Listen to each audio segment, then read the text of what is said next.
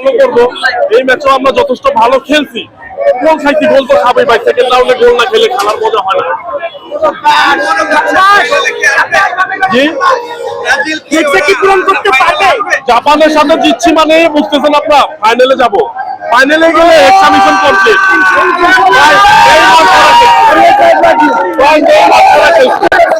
আর্জেন্টিনাকে বললেন মেসি ছাড়া সেকেন্ড রাউন্ডের খেলা খেলতে। আর্জেন্টিনা